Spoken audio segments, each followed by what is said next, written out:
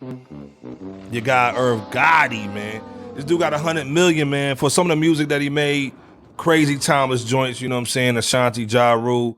But this dude just, man, chatty patty and boo, you know what I'm saying? And we love Irv, man, you know what I'm saying? Salute to Irv, man. We got to get him on the platform to get his response to some of this stuff. You know what I'm saying? He was on Drink Champs, had a little something to say about Jay, DMX, and Ja Rule. Help him play this real quick, fair use. Was with it, Ja was with it. Jay wasn't with it. I tried 2 times to make that album happen. X was with it, Ja was with it.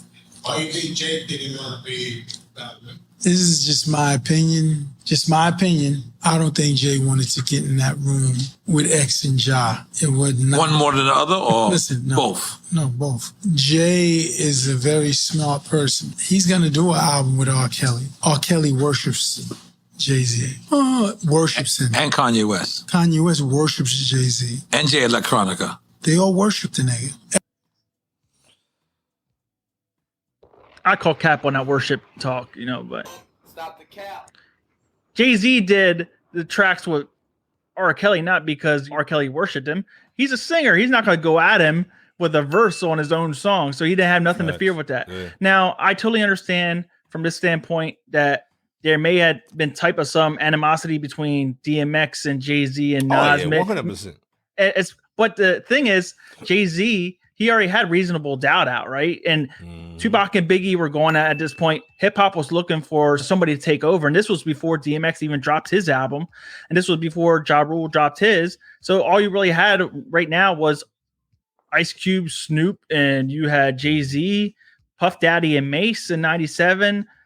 Like that was really it. So everybody was looking for the next big time rapper. So I'm not really sure if Jay-Z felt like, hey, I just want to do my own thing. I have my own crew. DMX has Rough Riders. Maybe he felt like there was no point in doing like a group type of album. I think it would have been great for hip hop, especially, you know, we have Murdergram and some other songs with them together. But I just don't feel like it would have been Ja Rule, you know, scaring Jay-Z. This is probably more so DMX. Well, also too, man, I also understand in the hip hop realm, when I get my buzz up, I don't want to really give my shine to other people. So I can understand that, not from a hater standpoint, but a business standpoint. And also back then, once you got certain things rolling, man, it's hard to, once it stops, it's hard to get it back. You know what I'm saying? Yeah. So I think Jay was like, hey, I got my own thing going on. I got my own little people I'm doing. Pause. I think it's more about maybe Jay's trajectory and where he wanted to go. And it was not a chess necessarily move. tied to be to certain cats, it was you a know chess what I'm saying? move because if you do a group, then you may be responsible for DMX or Ja Rule blowing up and being bigger than you, right? It's, you know, because we didn't even know where DMX and Ja Rule was going to be at that time. So maybe Jay-Z felt like, oh, if I put them on, they could take my spot. Yeah. So again, like I said, you know, it's no shade to Jay, man. Again, like we just said on Fresh Out, man, Wednesdays 9:30. It's always good when Jay's doing good. It's always good when Pac's doing good, man. Nobody's hating on nobody, man. The competition, that's why early 2000s, 90s, it was so amazing at that time because you had so many different flavors, so many different situations going on. Again, there was no internet, there was no TikTok, no Instagrams, no Facebook. So this was all grassroots. It was a contact sport. You had to be outside. You know what I'm saying? So again, I think the trajectory was different. Nobody knew that Ja and DMX was going to be how big as what they were too. You know what I'm saying? So again, and also Jay was a smooth cat wearing silk and the leather in the little silky pants. You know what I'm saying? With the hush puppies.